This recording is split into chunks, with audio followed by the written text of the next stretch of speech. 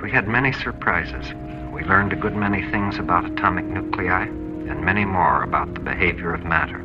It is being recorded in a great handbook of 15 volumes, much of which we think will be of interest to scientists, even if they are not by profession makers of atomic bombs.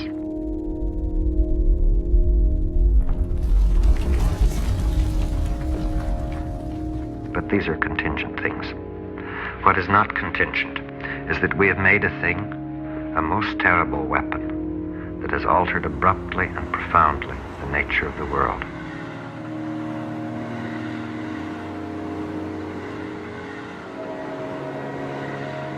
I see a man who was always extremely careful about everything he said. After the bombings of Hiroshima and Nagasaki, he was very, very careful to never apologize and take on a personal responsibility for what had happened. I believe we had a great cause to do this, but I do not think that our consciences should be entirely easy. Oppenheimer is Nolan's first work to be entirely biographical. This might be why he has decided to write the script in the first person. There's a certain subjectivity that he's reaching for, displaying how the personal interacts with the historic and the geopolitical, fighting for an audience to sympathize with the father of the atomic bomb. And unlike his works of fiction, the final message of Oppenheimer lacks any sort of catharsis. There's no uplifting monologue or promising swell of the score. My connection with Murph, it is quantifiable. It's the key. What are we here to do?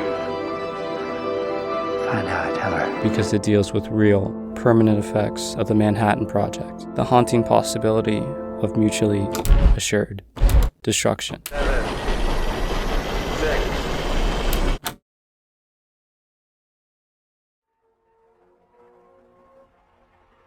But down to its underpinnings, Oppenheimer revolves around the vain feud between two men. It isn't unlike his work in The Prestige. This film is about conflict on the atomic by conveying what happens on the ionic. It's in a court-style drama that Nolan's never approached before. It's slow and gloomy, tackling grounded material with surrealist undertones. Oppenheimer's story has been with me for years. It's just an incredible idea. People doing these calculations and looking at the relationship between theory and the real world, and deciding there's a very small possibility they're going to destroy the entire world. And yet they push the button. As Nolan says, we live in his creation. But Nolan doesn't attempt to deify Robert or tear him down. He shows the full nuance of a single man, gifted with opportunity, and then fraught with guilt, the tip of the world at his hands, and then left in the shadows by his own country. It shows a man struggling with his work, his family, his past, wrestling with his success, and confronting his responsibility.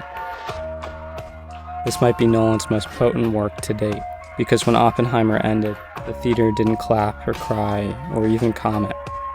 We were silent, devastated, and afraid. Because Nolan wasn't tackling fantasy or problems of the past. He was addressing the world we live in today, and its inevitable termination.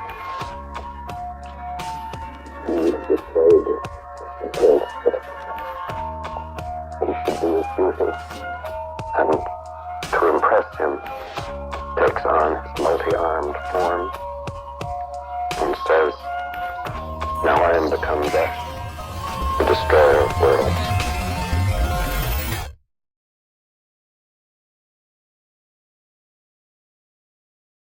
We have raised again the question of whether science is good for man, of whether it is good to learn about the world, to try to understand it, to try to control it, to help give to the world of men increased insight, increased power.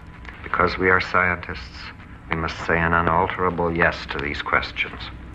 It is our faith and our commitment, seldom made explicit, even more seldom challenged, that knowledge is a good in itself. Knowledge and such power as must come with it.